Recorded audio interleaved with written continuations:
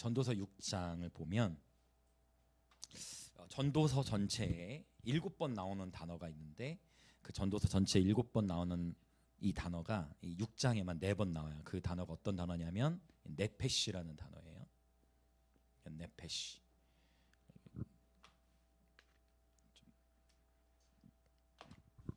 그래서 이 네페시는 soul, 뭐 혼, 영혼으로 번역된 그런 이제 우리 성경에 보면 어떤 부분에서는 영혼으로 했다가 어떤 부분에서 혼으로 했다 이렇게 좀 뒤죽박죽인데 이 네페시는 혼을 의미합니다. 그래서 혼에 속한 영역으로 우리가 무엇이 있다고 나눴었냐면 예전에 지식, 감정, 의지의 영역이다. 왜냐하면 영이라는 단어를 쓸 때는 이 네페시가 아니라 루아흐라는 단어를 쓰게 되거든요.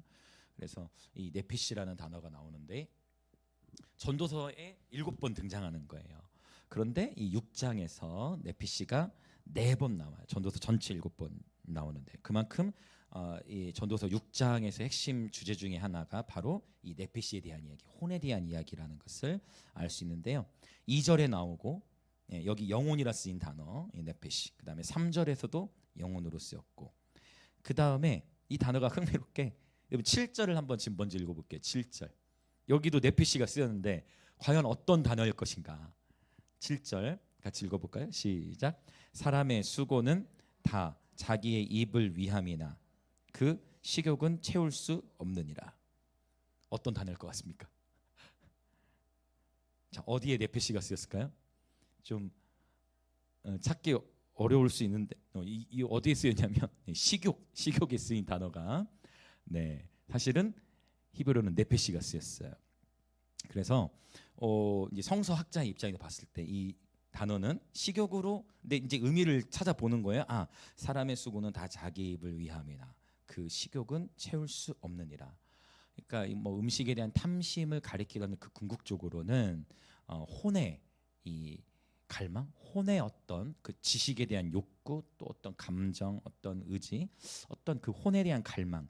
그래서 학자들이 이제 왜냐하면 히브리어 네페시가 쓰였으니까 현대 학자들은 대부분 이제 제가 얘기한 것처럼 혼으로 그냥 번역하는 것을 좀 더 추구하는 그런 경향이 있습니다. 어쨌든 하나의 단어가 분명히 동일한 네피시라는 단어가 이렇게 다 다양하게 번역이 되어졌기 때문에 우리는 문맥 안에서 잘 이렇게 적용할 수 있는 그런 지혜가 있어야 될 것 같아요. 그 다음에 또 어디에 쓰느냐? 자, 지금 2절에 있고 3절에 있고 그 다음에 7절에 있고 그 다음에 또 어디 있냐면 9절에 있습니다. 9절은 더 쉽게 찾으실 것 같아요.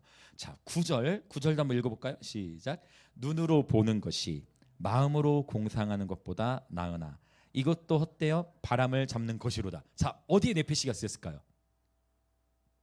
9절은 눈으로 보는 것이 마음으로 공상보다 낫다. 그래서 바로 여기 마음에 쓰인 단어가 이제 또 네페시라는 단어가 쓰였어요. 그래서 혼 또는 이 마음을 나타낼 때 이 네피시라는 단어를 쓰게 됩니다. 그러면 이 네피시라는 단어는 오늘 좀 이렇게 단어를 좀 살펴보려 하는데 이 네피시라는 단어가 성경에 어디에 처음 등장하느냐? 그러니까 단순하게 생각하면 돼요. 언제 하나님이 우리의 혼을 창조하셨을까라는 걸 이제 보는 거예요. 이 네피시라는 단어가 처음 등장하는 곳은 자 한번 볼까요? 우리 2장 7절을 한번 보도록 하겠습니다. 창세기 2장 7절. 창세기 2장 7절. 자, 같이 읽어보겠습니다. 시작. 여호와 하나님이 땅의 흙으로 사람을 지으시고 생기를 그 코에 불어넣으시니 사람이 생명이 된지라. 아멘. 자, 이 창세기 2장 7절에 보면 하나님께서 이제 사람을 지으시는데 무엇으로 사람을 창조하신다고 말씀하셨죠?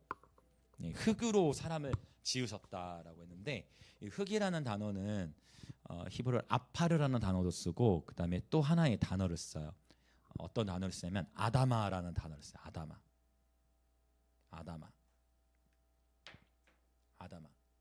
그래서 이 땅이라는 단어로도 쓰이고 또 흙이라는 단어로도 쓰이는데 물론 흙을 할 때 아파르라는 단어를 쓰기도 하지만 아다마인데 그러니까 이 흙으로 아다마로 사람을 지으셨어요. 좀 감이 오지 않으세요? 아담아. 아담아로 사람을 지은 거예요. 그러니까 이게 이제 예전에 한번 나눈 적이 예전에 오래전에 한번 나눈 적이 있었던 것 같긴 한데 이제 아담아의 흙에 하나님이 여기 열려 있죠. 해. 여기로 하나님이 뭐를 불어 넣으셨대요? 뭐를 불어 넣으셨대? 생기를. 하나님의 호흡을. 네샤마 한네샤마 호흡이 있는 모든 자만 찬양할 자다 할 때 네샤마 너샤마 네샤마 뭐 이렇게 발음한데 너샤마 네샤마 이 너샤마를 불어 넣으셨어. 호흡을 불어 넣으셨어. 호흡을 불어 넣으셨더니 호흡을 불어 놓고 닫으신 거예요. 호흡을 불어 놓고 닫으셔 가지고 이제 이 끝에가 닫혔어요. 이렇게. 그래서 아담아가 아담이 되는 거예요. 그러니까 하나님께서 우리 흙에 생기를 호흡을 불어 넣으시니까 그 호흡이 담겨지면서 저와 여러분이 아담이 됐어요. 그래서 아담은 첫사람 아담을 의미하기도 하지만 아담은 사람이란 뜻이 있어요. 네, 그래서 아담이 되어졌고 그 이후에 볼까요? 그리고 사람을 지으시고 생기를 코에 불어넣으셨어요. 그랬더니 사람이 생령이 된지라 여기 생령이 된지라 했을 때 여기서 이제 네페시 하야라는 단어 두 단어를 붙여가지고 그럼 하야는 뭐냐? 이게 살아 있다라는 의미인 거예요. 그러니까 살아 있는 네페시예요. 그래서 요 단어도 생령으로 그냥 볼 수도 있지만 제가 봤을 때는 루아흐로 쓰인 게 아니고 여기서는 생령이 됐으니까 비로소 이때 호흡이 들어오면서 우리 인간에게 뭐가 생겼냐면 지식, 감정, 의지 이런 혼의 영이 생각할 수 있는 그런 영역이 생겨지게 되어졌다라고 볼 수 있을 것 같아요. 자, 그래서 여러분이 호흡이 참 중요한 것 같아요. 제가 요즘에 이 호흡이라는 단어만 나오면 막 눈물이 나는 것 같아요. 우리 그 뮤직비디오 촬영도 할 거잖아요. 근데 오늘 또 이제 이렇게 다른 업무들을 보면서 이제 저도 이제 들어본 거죠. 그 음원을 녹음할 걸 들었는데 첫 소절 나오니까 또 제가 서재에서 또 이렇게 눈물이 터져가지고 혼자 기도하면서 첫 소절이 그렇잖아요. 내 호흡 다하도록 이렇게 들어가는데 너무 야 그렇구나. 그리고 또 한 곡 또 있잖아요. 그 제가 참 좋아하는 랑케놀리 목사님 연세가 이제 80세가 넘으셨는데 이분이 젊었을 때 유다 지파의 이거 영어로 막 담대하게 부르셨던 분이 이제 80이 넘으셨는데 연세가 들으셔가지고 80이 넘으셨는데 I love you Lord for your mercy 하면서 부르는데 그 딱 나이에 맞는 그 아름다운 어떤 그 바이브레이션이 더 아름다운 것 같아. 그 80 넘으셨는데 그 딱 그 I love you Lord 하면서 딱 부르는데 그 있잖아요. 사랑해요. 예. 내게 주신 호흡으로 호흡이라는 단어만 나오면 가슴이 벅차오는 것 같아요. 여러분 하나님께서 저와 여러분에게 이 호흡을 주셨습니다. 하나님이 주신 호흡으로 우리 주님을 찬양하다가 주님 맞이하기를 원합니다. 하나님 우리 호흡을 주셨죠? 그 호흡으로 주님을 예배해요. 이 호흡이 들어왔어요. 근데 이 호흡이 다시 빠져나가면 어떻게 될까요? 빠져나가면 다시 열리는 거예요. 그 뭐로 돌아가요? 그래서 흙으로 왔다가 흙으로 돌아간다는 거예요. 하나님의 호흡을 넣었어요. 여기다가 숨을. 이게 사실 이 해라는 단어가 숨 구멍이 열려 있잖아요. 이 끝에가. 그래서 이게 히브리어 안에 이런 의미가 담겨져 있죠. 이 호흡이 들어와서 우리가 사람이 됐는데 이거 주님이 다시 호흡을 딱 가져가시면은 다시 우리가 어디로 돌아간다고요? 흙으로 돌아가는 거죠. 육체는. 그럼 그 호흡을 다시 가져가시면 이 땅에서는 흙으로 돌아가게 되겠지만 그러나 우리 주님께서 저와 여러분을 다시 부활의 소망을 주셔서 주님 다시 이 땅에 오시며 궁극제 하나님 나라 세워질 때 잠자는 자들 가운데서 일어나는 즉 부활의 영광에 동참하면서 그때부터는 이터너티 영원한 삶을 살게 되는 줄 믿습니다. 저와 여러분에게 부활의 소망을 주신 하나님을 찬양합니다. 네, 근데 그 전까지 우리에게 주신 호흡으로 우리의 평생에 주님을 찬양하는 기쁨 충만하시길 축복합니다. 네, 호흡할 수 있다는 것이 너무 큰 감사의 축복이고 호흡할 때마다 주님을 기억하시길 축복합니다. 좀 어려운 이야기지만 호흡할 때마다 주님을 기억하기는 어려운 이야기지만 그러나 정말 그러할 정도로 호흡하면서 그 호흡으로 인해 하나님께 감사하는 예배자들 저와 여러분 그렇게 호흡으로 인해서도 감사하는 예배자들 되시길 축복합니다. 아멘. 자, 이 바로 네피시라는 단어인데 자 그러면 본문으로 돌아와 볼게요. 전도서 6장으로 돌아와서 자 6장 2절을 한번 읽어보겠습니다. 2절 시작.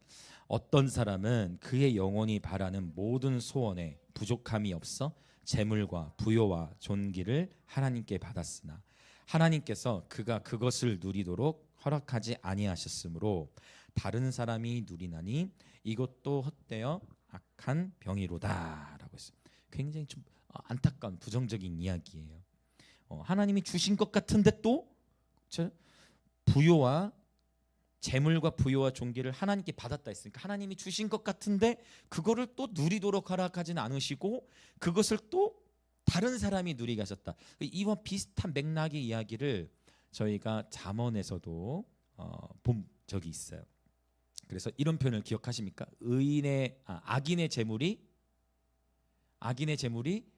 의인을 위하여 쌓인다라는 표현을 잠언에 있었던 것을 우리가 살펴보고 왔어요. 그래서 우리가 이 하나님 행하시는 그 시종을 다 알 수가 없는데 지금 전도서는 누가 기록을 했죠? 전도서는 솔로몬을 기록을 했잖아요. 그러면 솔로몬의 입장에서 이제 이걸 더 이제 생각을 해볼 필요가 있는 것 같아요.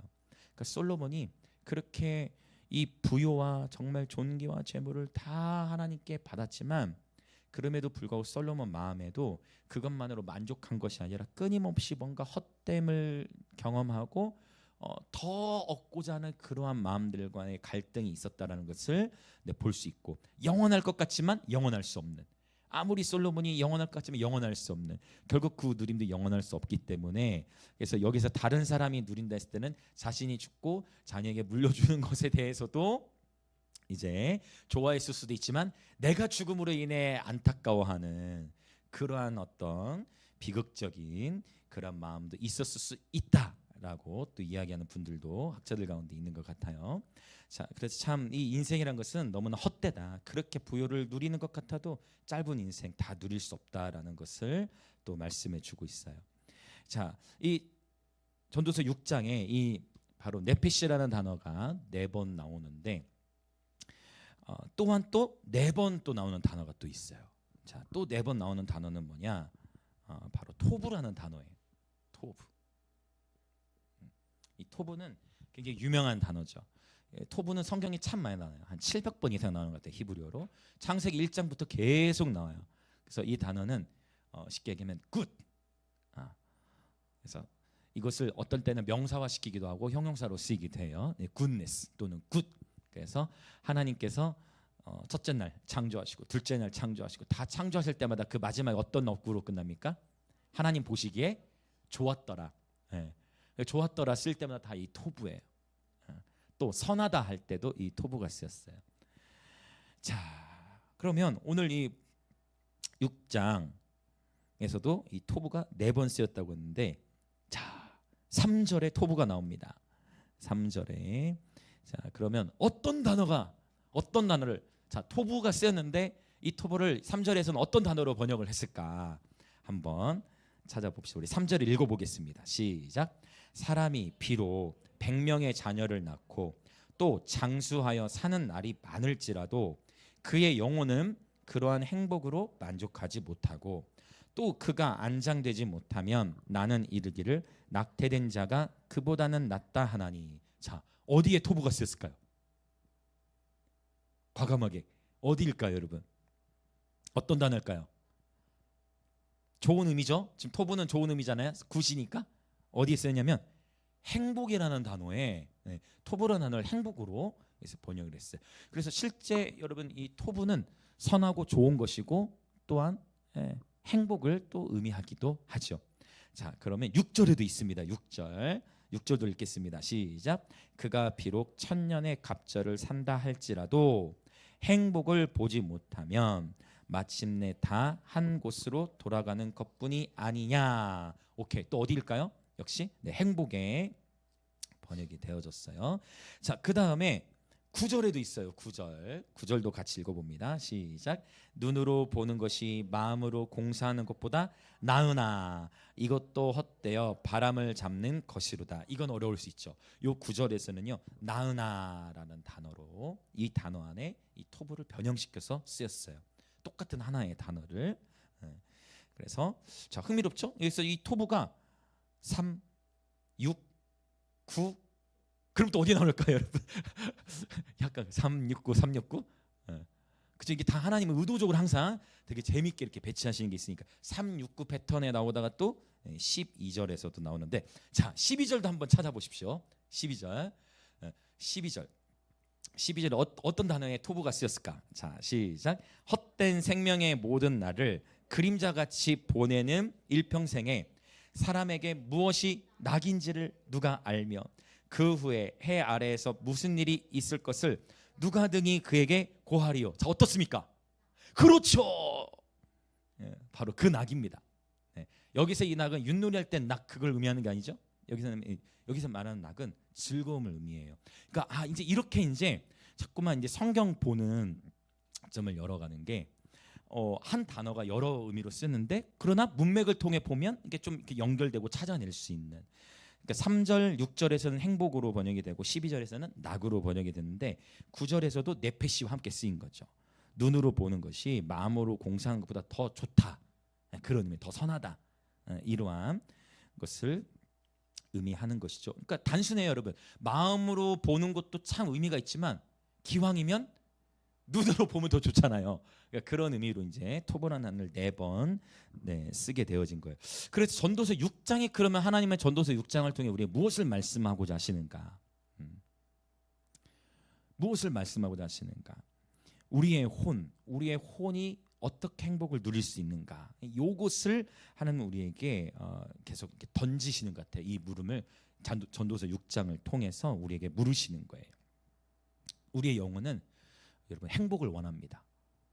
모든 사람은 이 땅에 태어난 모든 사람, 예수님을 믿든 믿지 않든 잘 살기를 원하고 번영하기를 원하고 행복하기를 원하죠. 행복하기를 원하지 않는다는 사람은 없죠. 우리 모두는 행복을 원합니다. 그러나 우리 그리스도인은 어디서 행복을 얻을 수 있느냐? 이제 이것이 이 전도서 저자의 질문이고 우리는 이것에 답할 수 있는 줄 믿습니다. 참된 행복은 예수 그리스도 안에 있는 줄 믿습니다. 요한 3서 유명한 말씀, 요한 3서에서 뭐라고 표현합니까? 사랑하는 자예요. 네?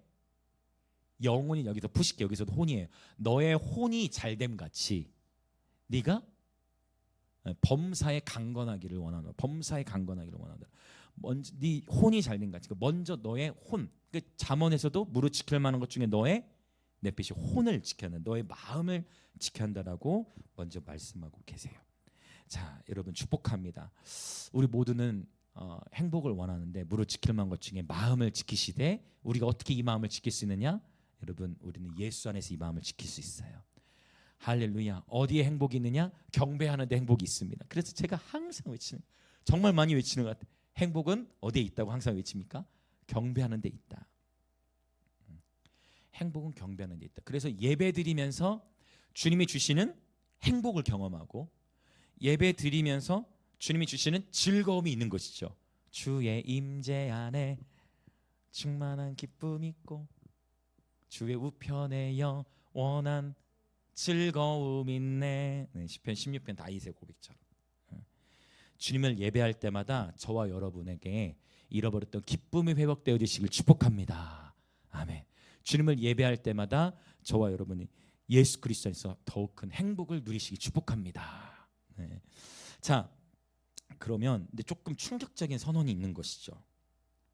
무엇이냐면 3절에서 이 솔로몬이 어떻게까지 비교를 하냐면 자, 3절에서 이 단어를 써요. 낙태라는 단어를 써요. 자, 3절을 우리 다시 한번 읽어볼까요? 3절, 4절, 5절 같이 시작. 사람이 비록 100명의 자녀를 낳고 또 장수하여 사는 날이 많을지라도 그의 영혼은 그러한 행복으로 만족하지 못하고 또 그가 안장되지 못하면 나는 이르기를 낙태된 자가 그보다는 낫다 하나니 낙태된 자는 헛되이 왔다가 어두운 중에 가매 그의 이름이 어둠에 덮이니 햇빛도 보지 못하고 또 그것을 알지도 못하나 이가 그보다 더 편함이라. 여러분 이건 지금 굉장히 충격적인 선언이에요.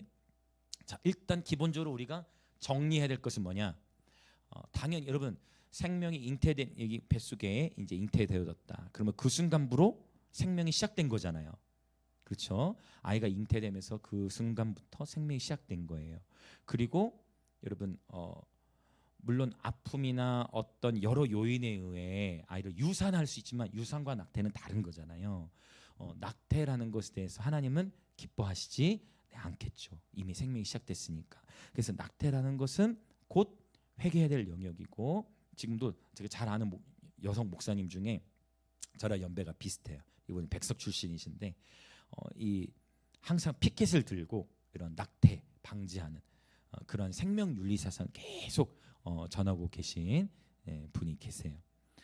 그렇게 많이 활동하신 분들도 계시죠. 여러분, 낙태라는 것은 옳지 못하고, 사실 우리가 그리스도인으로서 낙태법이 통과되는 것은 반대할 수 있도록 우리가 기도해야 되는 게 맞는 것 같아요. 그렇죠. 투쟁의 방식은 하나님이 원하시는 방식으로 해야 되겠지만 기본적으로 우리는 성경에 반하는 말씀이 낙태에 찬성할 수가 없어요.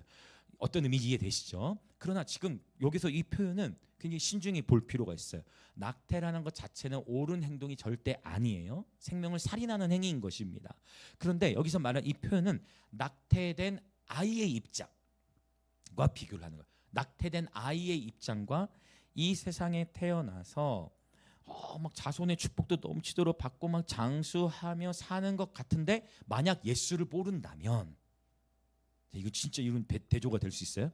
그렇게 정말 누가 봐도 장수하고 막 자손이 어마어마하게 불어나고 부여와 재물과 이거 다 누리는데, 만약 예수를 모른다면 그 영혼의 종국은 어디로 가게 돼요?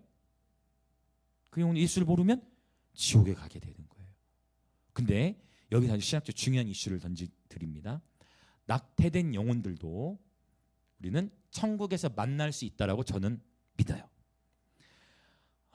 성경에 보면 이제 오늘 이거 하나만, 이건 이제 또 많은 변증이 필요한 부분인데, 여러분, 하나님께서 하나님의 백성들, 이스라엘 백성을 애굽 땅에서 끌어내셔서 가나안 땅으로 이끌어가는 여정 속에 하나님께서 흥미로운 말씀을 하세요.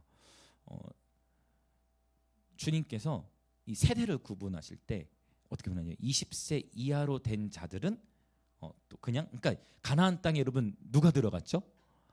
약속의 땅에 여호수아와 갈렙만 들어간 게 아니에요.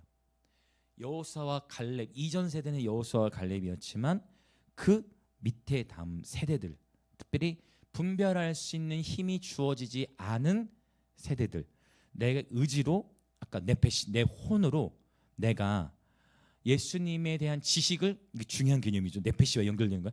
내 혼으로, 내 지식으로 내가 예수님이 어떤 분인지를 알 수도 없었고, 이해되시죠? 알 수도 없고, 당연히 그러니까 그분을 영접할 수도 없는 거고, 그러한 기회조차도 주어지지 않은 그러한 영혼들에 대해서는 천국으로 인도하신다라는 것이 침례교의 전통 신학이에요. 그리고 그것은 침례교만이 아니라 이제 교단마다 좀 견해가 다를 수도 있지만, 저는 성경을 봤을 때 아까 그 가나안 땅의 원리, 그 다음에 이 전도서 6장의 이슈도, 만약 여러분 생각해 보세요. 낙태된 자가 그보다 낫다? 여러분 인간적으로 보면 장수하고 자손 100명 낳는 게 월등히 좋은 거 아닙니까? 낙태되면 인간적으로 보면 그 영혼 어떻게 된 거예요? 그 혼은 너무나 불쌍한 거죠. 이 세상은 빛도 못 본 거니까. 그러나 주님이 이렇게 표현하신 것은, 낙태된 영혼은 그 영혼 천국에서 다시 만날 수 있다라고 보는 것이 침례교의 교리이고, 저도 그렇게 성서신학자로서 그렇게 믿어요. 성경의 여러 본문들이 이것들을 언급해주고 있는 것 같아요. 좀 지지해주는 그런 견해들이 있는 것 같아요. 그래서 사도행전에도 보면 하나님 뭐라고 말씀하시냐면, 신약에 와서 사도행전 17장에도 보면 이런 표현을 하세요. 알지 못하던 시대에는 간과하셨거니와. 이런 표현. 알지 못하던 시대에는 간과하셨거니와 그러나 이제는 빛이 드러났나니. 그러니까 알면서 들었는데 믿지 않으면 그 죄가 큰 거예요. 이제 알지 못하던 시대에는 간과하셨다라는 표현이 또 등장하는 거예요. 그래서 제가 믿기로는 낙태된, 얼마나 인간적으로 얼마나 불쌍하고 안타깝습니까? 이미 생명이 시작된 건데. 그러니까 낙태를 한 부모의 입장에서는 회개하고 돌이켜야 될 이슈이지만, 낙태된 아이의 입장에서는 그 영혼은 우리는 천국에서 만나게 된다. 그래서 이런 변증이 굉장히 중요해요. 여러분 전도할 때, 믿지 않는 사람과 대화할 때도 이런 중요한 변증이 될 수 있어요. 여러분 이런 거 있잖아요. 자연재해가 일어났는데 오늘 긍정이지만 좀 한번 나눠볼게. 자연재해가 일어났어요. 자, 쓰나미 같은 거. 그러면 아니 이 세상에 태어나지 얼마 되지도 않은 유아들이나 어린아이들 죽으면 그 영혼들은 지옥에 가냐는 거예요. 천국에 가냐는 거예요. 믿지 않는 사람들은 그런 거 가지고도 그리스도인들 여러분에게 물을 거예요. 여러분 친구 여러분에게 물을 거라니까요. 야, 이심아, 성민아, 시온아, 하나마, 뭐 너야, 혜민아, 야, 하나님이 너무 잔인한 거 아니야? 그럼 이 애들은 태어나지 얼마 되지 않은 얼마나 불쌍하냐? 그럼 어떻게 하시겠습니까, 여러분? 그래, 너무 불쌍하다 하고 끝나면 안 된다는 거야. 불쌍한 것까지는 공감을 해. 근데 그렇게 시작해야죠. 그래, 너무 불쌍하고 안타깝다. 정말 안타깝잖아. 우리 부모된 입장으로 정말 안타깝잖아. 아이들이 그렇게 어린 생명이 죽으면 거기까지 공감하면 거기서 근데 우리는 끝나면 안 되는 거죠. 거기서 끝나면 안 돼. 더 나아가서 천국에 대한 소망으로 연결을 시켜줘야 돼. 그게 뭐냐면 여러분 그렇게 어린아이들 바로 아까 말씀드린 네페시 이 생각할 수 없어. 지식으로 자라지 아직 그 단계까지 안 자랐기 때문에 예수님을 알지도 못하고 당연히 영접할 수도 없어. 그러한 생명들에 대하여 그 영혼들은 우리는 천국에서 만나게 됩니다. 할렐루야. 네. 그래서 혹시 저는 다 몰라요. 여러분 가운데 우리 어머니들 가운데 혹시 아이를 뭐 유산하셨거나 그런 어떤 영역들이 있다? 그럼 당연히 자 낙태나이나 태어났는데 있으면 영접할 기회도 없이 죽었으면 천국에 만난다 했죠. 그럼 유산된 아이도 저는 천국에서 만날 거라고 그렇게 저는 믿어요. 충분히 구약과 신약이 이것을 지지하고 침례교회 전통 신학에서도 이것을 언급하고 있다라는 거. 이거 여러분이 믿지 않는 사람들하고 대화할 때 반드시 충돌이 일어나요. 전쟁 속에서 죽는 경우나 뭐 이런 것들 가운데. 그래서 이런 걸 변증하기라고 하는데 오늘 하나의 무기를 여러분 또 장착하셔서 유아들 예수님 모르고 죽었지만 어린아이들은 알지 못한 시대는 간과하신다. 이런 유아나 낙태한 아이들은 우리 다 천국에서 만날 수 있다. 그러면 유산한 믿지 아니하는 그 뭐 세대 또 또래들 여러분 만나시면 함께 여러분이 위로하실 수 있어요. 할렐루야. 오히려 예수님 영접할 수 있는 기회가 돼. 맞잖아요. 유산된 아이나 뭐 그런 경우를 만나면 힘내. 너무 슬프지. 그래 얼마나 힘들겠니. 그러나 우리 천국에 소망이 있어. 뭐라고? 죽으면 끝이잖아. 얘 태어나지 않았는데 천국에서 만날 수 있어 하고 성경의 사례들을 들어주는 거예요. 그러면서 우리 예수님 믿자 하고 또 복음 전도의 기회가 또 될 수 있을지 모릅니다. 전도서는 전도하는 이야기 맞죠? 전도자 이야기잖아요. 전도자 고헬렛 전도자. 하나님이 저와 여러분을 전도자로 부르셨습니다. 할렐루야. 흐름이 있다 했어요. 시편, 잠언, 전도서. 시편 찬양의 예배, 잠언 삶의 예배. 그러니까 찬양의 예배자의 삶, 삶의 예배가 되어지니까 이제 그 다음부터 어떤 삶을 사는 거예요? 전도자의 삶을 사는 것이에요. 그리고 나서 이제 아가서를 나누는 거예요. 시기적으로는 아가서가 제일 젊을 때지만 아가서는 연인으로서 주님을 사랑하는 아주 로맨틱한 러브 스토리, 친밀함의 근국이 아가서이기 때문입니다. 자, 그래서 지금 그 얘기를 하는 거예요. 지금 굉장히 충격적인 이슈를 던져가면서 전도자는 복음을 전하는 거예요. 그러니까 이 전도자가 쓰는 패턴을 가만히 보면 죽음으로 막 던져. 사람은 태어나면 죽는다. 그거 북이 쌓아봤자 뭐 길어봐야 100년이다. 자녀 100명 낳아도 결국 어차피 죽지 않냐. 너 죽을 준비 됐냐? 죽을 준비냐? 죽음 두렵지 않냐? 죽음 때문에 행복하지 않지 않냐? 행복할 수 있다. 예수 안에서는 가능하다. 이거를 이 전도자가 계속 자기 인생을 다 통과해 보면서 솔로몬의 말년에 썼던 말씀이 전도서일 겁니다. 다 실패와 그런 본인의 아픔을 다 통과한 이후에 기록한 말씀이죠. 자, 그래서 낙태에 대한 이슈도 던져가면서 그 정도로 낙태된 자는 또 이렇게도 볼 수 있을 것 같아요. 지옥에 갈 일이 없기 때문에 낙태된 자가 차라리 더 행복하다는 의미로도 볼 수 있지만 또 어떤 측면으로 볼 수 있냐면 다른 측면으로는 인생을 태어나게 되면 괴로움을 경험하는데 어떻게 보면 문맥적으로는 이 의미도 좀 포함이 돼요. 태어나면 삶은 고통을 통과해야 돼. 고난이라는 걸 통과해야 돼. 아픔이라는 걸 겪어야 돼. 근데 낙태된 자는 이 네페시, 그러니까 루아흐, 영적 존재이지만 이해되세요?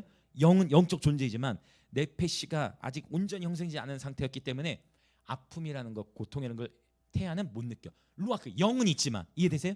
생명이 생겨지는 순간 영을 루아흐, 영적 존재이지만 네페시는 아니기 때문에 네페시는 아직 형성이 다 온전히 되지 않았기 때문에 괴로움이라는 걸 보는 차라리 낙태된 자가 더 낫다. 괴로움을 겪어보지 않았으니까 라고까지 굉장히 좀 논란이 될 수도 있을 만큼 강하게 어필하고 있는 것을 보게 되어집니다.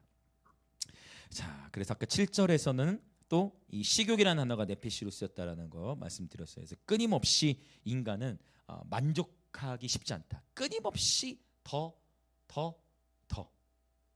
내가 더 뭐 그것이 음식이 됐든. 그래서 주님이 말씀하시기를, 바울 통해 말씀하시죠. 삼가 너희는 모든 탐심을 물리쳐라. 탐심은 곧 우상 숭배다라고 표현하고 있어요. 우리가 더 원해야 할 것은 주님의 임재인 줄 믿습니다. 우리가 더 원해야 할 것은 주님과 가까워지는 주님과의 친밀함인 줄 믿습니다. 네, 세상의 것에 관해서는 끊임없이 욕심을 갖게 되면, 욕심이 잉태한즉, 그렇죠? 욕심이 잉태하니까 죄가 출산되는 거예요. 그러니까 죄가 이미 내 삶 속에 죄가 나타났다는 것은 이미 내 마음 속에서 뭐가 있었던 거예요? 탐심이 있는. 여기서 탐심은 먹는 것만 의미하는 것도 아니고, 여기서의 탐심은 음란일 수도 있고, 그렇죠? 성적인 범죄를, 여기서의 탐심은 성적인 탐심일 수도 있고, 여기서의 탐심은 먹는 것일 수도 있고, 이생의 자랑일 수도 있고, 여러 가지 것들이 다 탐심 안에 다 들어갈 수 있는 것이죠. 명예욕, 이런 것들. 참 보면 이게 정치인들도 참 착하셨던 정치인인데, 이분들이 정치를 시작하면서 보면은 서로 막 해가지고 막 싸우고 막 하면서, 요즘엔 다 그게 공개가 되잖아요. 우린 예전에 몰랐는데 요즘에는 다 그게 그 국회 TV 이런 데 보면 풀 버전 막 다 공개되잖아요. 그거 보면 막 서로 싸우고 막 하고 막 이렇게 뭐 이런 거 보면은 그런 거 보면서 많은 생각을 하게 되어져요. 끊임없이 명예, 어떤 끊임없이 어떤 그런 욕구. 자, 그래서 여러분, 이 사람이 그런 것 같아요. 만족이라는 거. 결국 이 생은 솔로몬이 다 경험해보고 느낀 거 다 헛되다. 즉 아무리 많은 것을 누려도 만족은 불가능하다. 이 만족은 오직 예수 안에서만 가능하다. 이 만족이라는 것은 하나님의 사랑, 하나님의 임재 안에서만 누릴 수 있다. 그래서 만족이라는 단어와 딱 연결해서 바울이 표현하는 게 무엇입니까? 내가 일체의 비결을 배웠다. 나는 자족하기를 배웠다. 나는 풍부에도 처해봤고 비천에도 처해봤다. 내가 일체의 비결을 배웠다. 나는 자족하기를 배웠다. 세상에서 이 자족이라는 것은 굉장히 어려운 거예요. 그래서 아리스토텔레스도 그렇고 고대 철학자들이 굉장히 중요시 여겼던, 아주 그 뭐라고 할까요? 철학에 있어서도 그 가치를 높이 평가했던 게 바로 중용이라는 단어가 있잖아요. 이 중용의 의미를 여러 가지로 또 볼 수 있겠지만, 여러분, 자족하는 삶 오직 예수 안에서, 하나님의 임재 안에서만 가능한 줄 믿습니다. 자, 여러분 이렇게 한번 옆에 같이 인사해 보실까요? 오직 하나님만이 우리를 채우실 수 있습니다. 그래서 우리가 노래하잖아요. You satisfy my soul. You satisfy my soul. You satisfy my soul with your love. 주님의 사랑만이 저와 여러분을 온전히 채우실 수 있는 줄 믿습니다. 그래서 우린 노래하잖아요. 다른 만족 내게 전혀 없네. 다른 만족이 내게 전혀 없는 거야. 할렐루야. 다른 만족 내게 전혀 없네. 오직 주님만이 내 전부시라. 눈물이 계속 나면은 녹음할 때 목소리가 제대로 안 잡혀요. 사실 성대가 계속 진동이 일어나니까. 근데 감독님이 그냥 그걸로 가자 해가지고 그걸로 갔습니다. 네, 나머지는 또 이제 믹싱 작업을 통해 하겠지만 그 순간을 담아야 한다. 그 순간을 놓치면 안 된다 하셔가지고 그 순간 계속 펑펑 울면서 보니까 멘트도 삭제를 안 하셨더라고. 제가 그냥 기도한 건데, 그러나 그게 담길지 안 담길지 모르겠지만 그냥 우리가 원하는 것은 이곳에 하나님의 임재가 담기길 원해요. 앨범에. 그래서 벌써 우리 뮤직비디오 촬영할 때도 제가 기대되는 것은, 우리가 이제 두 곡이지만 세 번씩 반복해서 부를 때 촬영 너무 의식하지 마시고 예배하는 거예요. 할렐루야. 예배하기 원합니다. 우리 스태프들 촬영한 분들을 또 정말 고생이 많을 건데, 우리는 그냥 그 자리에서 함께 예배하는 거예요. 할렐루야. 그 비로소 이제 커피숍에서 하나님을 예배하는 것입니다. 그래서 그 임재의 현장이 영상에도 고상이 담겼으면 좋겠어요. 다른 만족이 우리에게 없습니다. 오직 예수밖에 없습니다. 할렐루야. 자, 우리 10절부터 12절 보도록 하겠습니다. 자, 10절부터 12절을 같이 읽을게요. 시작. 이미 있는 것은 무엇이든지 오래전부터 그의 이름이 이미 불린 바 되었으며 사람이 무엇인지도 이미 안 바 되었나니 자기보다 강한 자와는 능히 다툴 수 없느니라. 헛된 것을 더하게 하는 많은 일들이 있나니 그것들이 사람에게 무슨 유익이 있으랴. 헛된 생명의 모든 날을 그림자같이 보내는 일평생에 사람에게 무엇이 낙인지를 누가 알며 그 후에 해 아래에서 무슨 일이 있을 것을 누가 능히 그에게 고하리요. 아멘. 자, 10절에 조금 설명이 많이 필요할 것 같은데 일단 11절을 보면요, 헛된 것을 더하게 하는 많은 일들이 있나니라고 했는데 여기 일들이라는 단어는 다바르라는 단어를 썼어요. 다바르는 말씀이라는 의미 또는 말이라는 의미로도 번역이 되는데 아마 관주 성경이 있으시면 거기에 말과 연결된 단어로 표현되어 있을 수 있어요. 그래서 일로도 볼 수 있지만 여기서는 헛된 것을 더하게 하는 많은 말들이 있나니라고 했어요. 주로 우리가 부정적인 말들을 통해서 실수하게 되고 저를 포함해서 우리가 얼마나 이 말로 인해서 실수하고 그렇죠? 말로 인한 그런 말이 많을수록 오히려 헛된 것을 더 말하게 된다라는, 결국 계속 잠언의 지혜에 연결되는 거예요. 말에 있어서 주의해야 한다라는 걸 말씀하고 있어요. 자, 이 10절을 이제 풀어야 되는데 보세요. 이미 있는 것은 무엇이든지 오래전부터 그의 이름이 이미 불린 바 되었으며 사람이 무엇인지도 이미 안 바 되었나니 자기보다 강한 자와는 능히 다툴 수 없느니라. 여기서 강한 자가 열려야 돼. 뒤에부터 해석이 쭉쭉 열릴 수 있어요. 자, 자기보다 강한 자와는 능히 다툴 수 없느니라. 여기서 말하는 강한 자가 누굴 나타낼까요? 여기서 강한 자. 자, 솔로몬의 입장에서예요. 여기서 솔로몬은 왕이잖아요. 여기서 말하는 솔로몬이 말하는 자기보다 강한 자는 결국 하나님을 가리키는 거예요. 여러분, 우리가 아무리 부귀영화를 우리가 아무리 힘을 쌓아도 땅의 왕, 솔로몬의 입장에서는요, 다 솔로몬의 지혜를 듣기 위하여 10 왕들이 나왔잖아요. 솔로몬은 부족함이 없어요. 그럼에도 불구하고 솔로몬이 그래도 말년에 이걸 깨달아서 또 고백하는 거예요. 결국 자기를 꺾으실 수 있는 분은 누구예요? 하나님. 야, 여러분, 저와 여러분 안에 있는 고집을 꺾으실 수 있는 분은 누굽니까? 하나님. 남편이 꺾을 수 있습니까? 아내가 꺾을 수 있습니까? 자녀가 꺾을 수 있습니까? 아멘 안 하셔도 됩니다. 제가 그냥 계속 하겠습니다. 부모가 꺾을 수 있습니까? 한 번 더 할까요? 남편이 꺾을 수 있습니까? 아내가 꺾을 수 있습니까? 자녀가 꺾을 수 있습니까? 부모가 꺾을 수 있습니까? 결국 이걸요, 누가 꺾어주셔야 합니까? 하나님이 꺾으셔야 되는구나. 하나님이 강한 자세요. 이걸 알고 이 곡을 했던 건 아닌데 크신 내 주님 알고 했던 건 아니거든요. 물론 기도하면서 곡을 정하지만 강하신 주님, 진짜 강하시다. 그 어느 누구보다 강하시다. 이 나라의 대통령, 북한에는 또 김정은, 그러나 그 모든 위정자들도 비교할 수 없는, 그 어느 누구와도 비교할 수 없는 만왕의 왕이 저와 여러분과 함께 하세요. 할렐루야. 그래서 세상을 두려워하기보다 우리는 하나님을 경외하는 예배자들로 살아가야 될 줄 믿습니다. 여기서 자기보다 강한 자, 여기서 강한 자는 하나님을 의미하는 거죠. 그래서 이 솔로몬의 이 표현은 뭐냐면, 자, 그의 이름이 이미 불린 바 되었으며, 언제부터 불렸대요? 오래전부터 불렸다네요. 자, 사람이 무엇인지 이미 안 바 되었대. 이 오래전부터라는 단어가 이 두 어구에 다 걸리는 거예요. 그러니까 하나님께서 강한 자니까 저와 여러분의 이름을 이미 알고 계시다. 하나님께서 저와 여러분을 이미 알고 계시다. 언제부터라고 표현했어요? 오래전부터. 그럼 이 오래전부터가 오래전부터 널 위해 준. 그럼 여기서 말하는 오래전부터는 어디부터일까요? 그렇죠. 그렇게 연결되는 바로 에베소서 나오는 장세전에.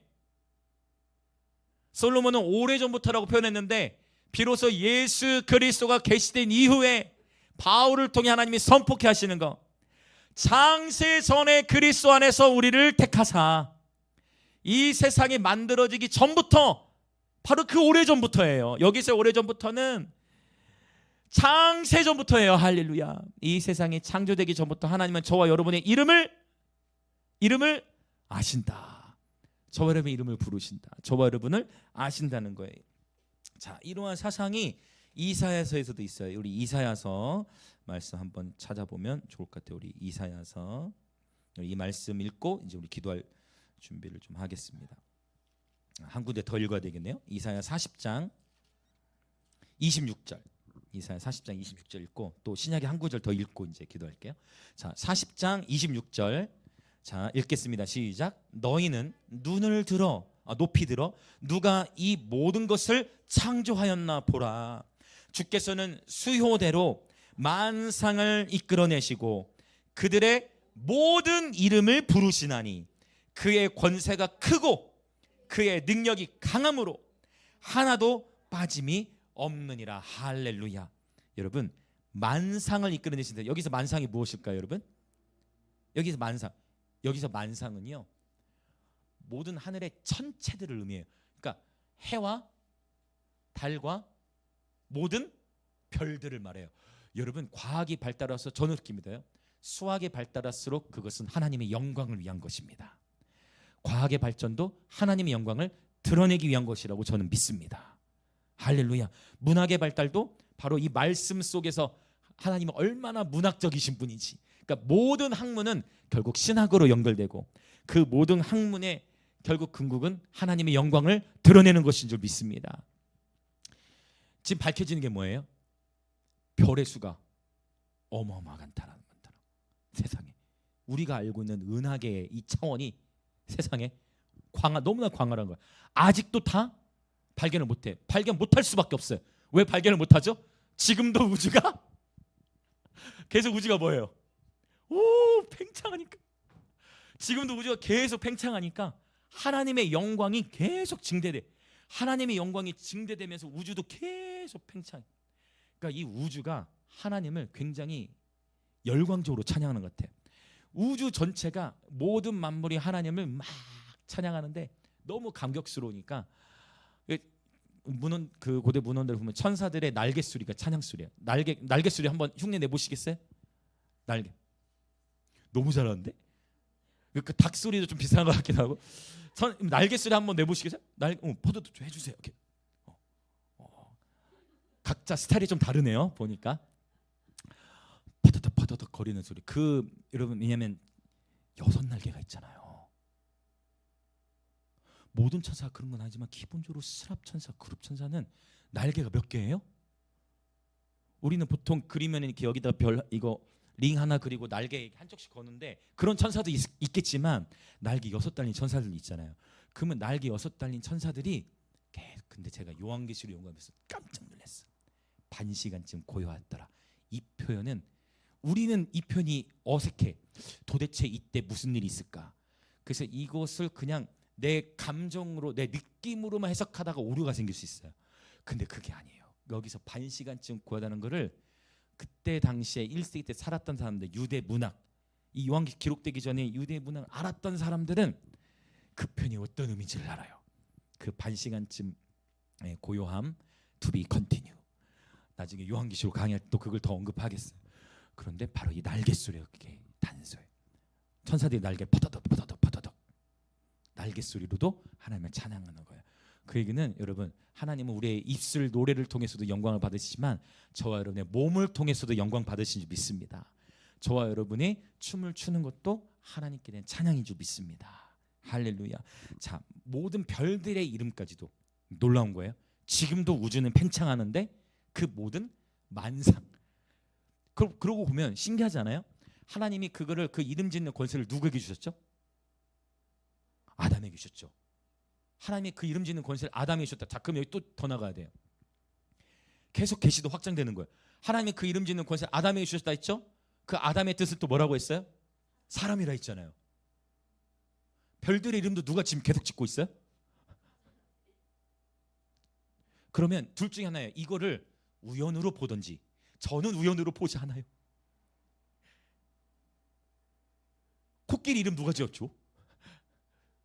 사람이 지었는데 진짜 사람처럼 생기고, 이거 사람처럼 생긴 거 아니에요. 코끼리처럼 생기고, 코끼리는 그 이름이 딱 이름처럼 느껴지죠. 그게 참 신기해요. 근데 그 이름의 권세를 첫사람 아담에게 주셨는데 이 아담 이름에 사람이 주셨잖아요. 지금도요, 여러분, 학자들은 계속 뭐 할까요? 별들이 이름을 계속 붙여나가요. 저는 이것이 우연이 아니다라고 생각해요. 그럼 여러분의 이름이 있죠. 하나님께서 저와 여러분을 부르실 때 물론 이제 이름에서 그 이름도 지금 우리를 그렇게 부르시죠. 그러나 또한 저와 여러분을 향한 새 이름이 있다라고 요한계시는 언급하죠. 그 새 이름이 구체적으로 어떻게 날 것인가는 어느 누구도 밝힐 수가 없어요. 그 새 이름, 애칭으로 부르시는 건지 뭘로 부르시는지 알 수가 없어요. 그러나 그 새 이름이 있다는데 그건 우리가 이제 나중에 주님을 만나보면 모두 알 것 같아요. 그때만이 대화를 나누시죠. 그때 주님과 새 이름이 있다는 거예요. 그러나 지금도 여러분 주님께는 저와 여러분 이름을 안다는 건 뭐예요? 저와 여러분의 삶을 알고 저와 여러분의 존재를 알고, 그렇죠? 우리 주님은 우리의 머리털 개수까지도 세시는 분이세요. 자, 이제 한 구절을 더 읽고 기도하려고 해요. 로마서 8장 29절 30절. 로마서 8장 29, 30절을 같이 읽겠습니다. 29절 30절 시작.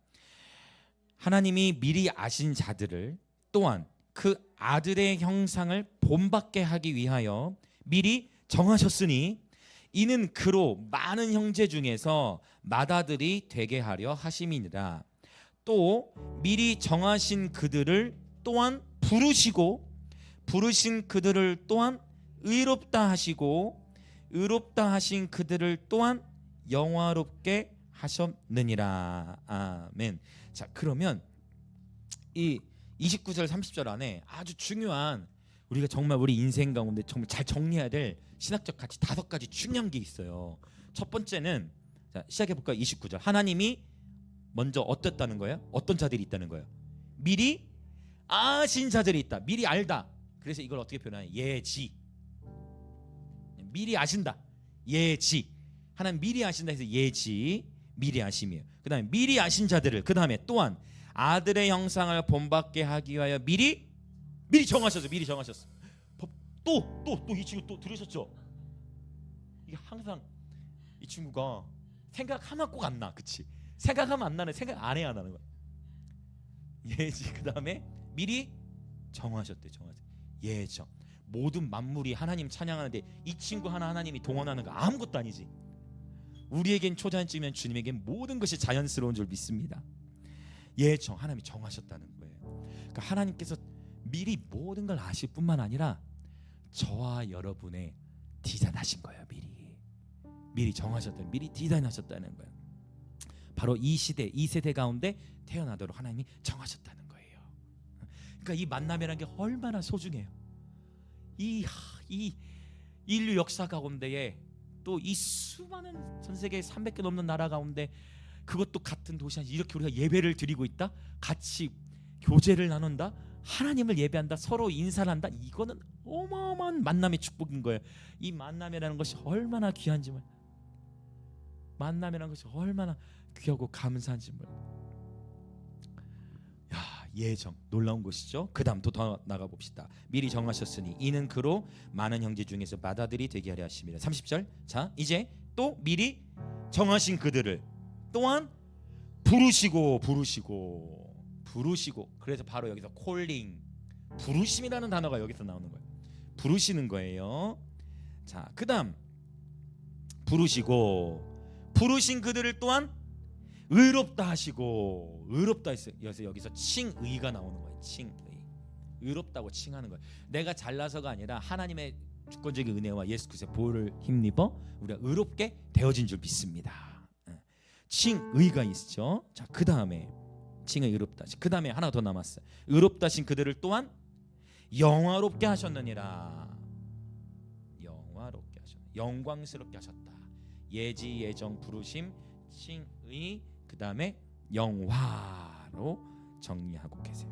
이게 사실은 전도서 우리가 봤던 6장 12절에서 여기서 언급되는 것들이 있어요. 바로 여기서 예지, 그 다음에 부르심, 이 단어가 정확하게 이 로마서 8장과 연결되는 거예요. 지금 하나님은 모든 것을 아실 뿐만 아니라 저와 여러분을 향한 이 인생의 디자인을 언제부터 하셨다?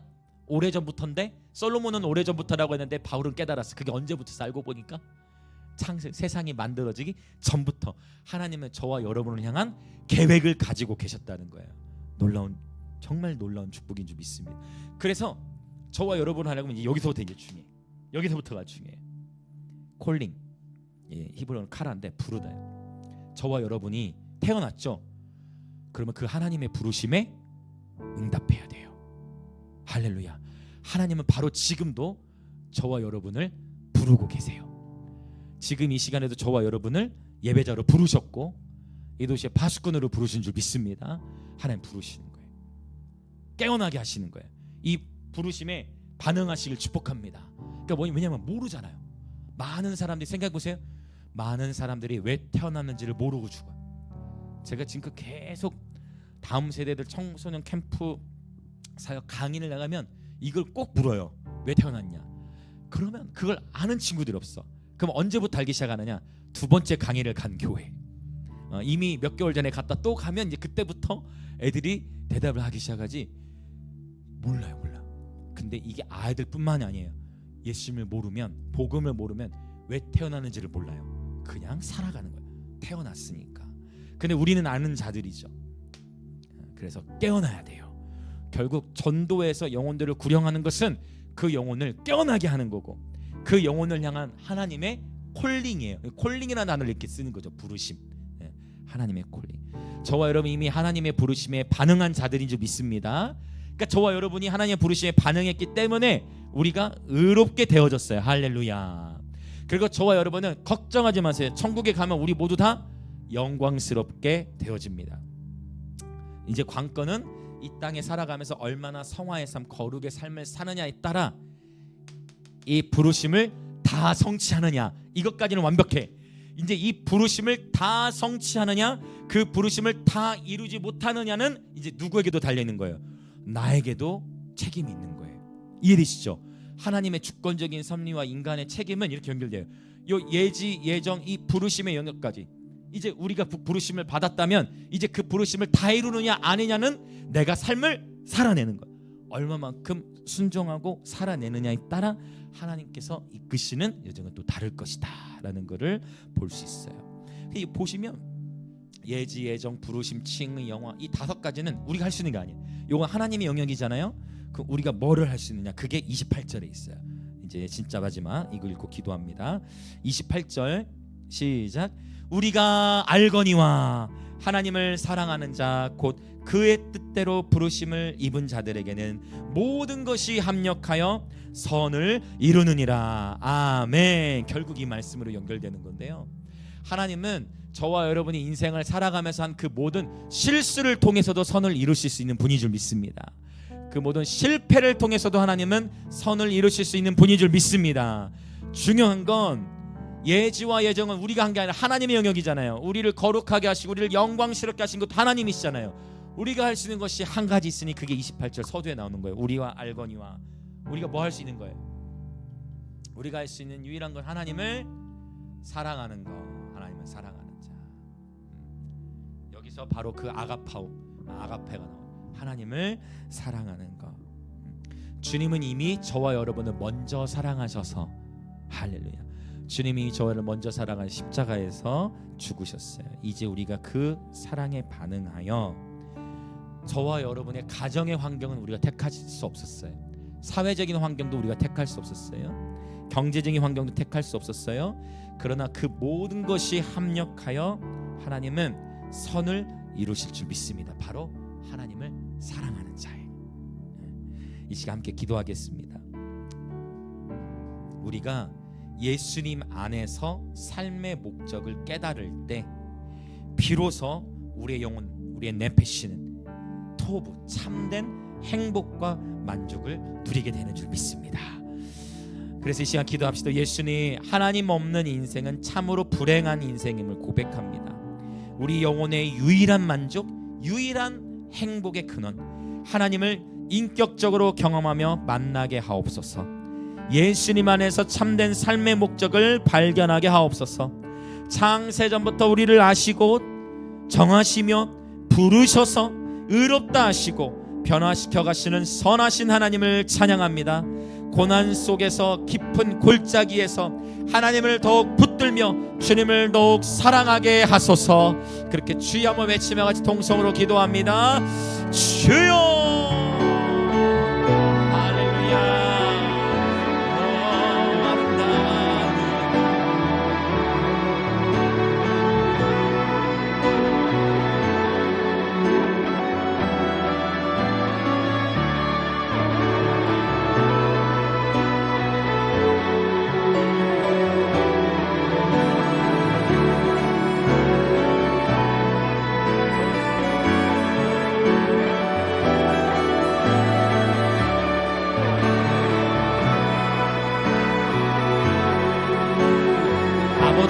더 잘하시는 하나님, 나보다 나를 더 잘하시는 하나님, 창세전에 그리스도 안에서 우리를 택하신 하나님, 하나님의 주권적인 섭리에 감사드리고 우리를 불러주셔서 감사하고 아버지 우리에게 만남의 축복을 주셔서 함께 예배할 수 있는 은혜를 주시며 하나님 우리로 하여금 하나님의 꿈을 주셔서 감사합니다. 이 모든 것이 하나님의 주권적인 섭리와 은혜이니 이제 그 하나님의 부르심에 반응하여 하나님의 그 부르심에 반응하여 우리 삶의 주께서 허락하신 일상 속에서 하나님과 친밀하게 동행하며 살아가는 예배자 되기를 원하오니 주여 예수 안에 있는 참된 행복과 만족을 누리게 하소서. 일상 속에서 주님과 기쁨으로 동행하는 행복한 예배자 여정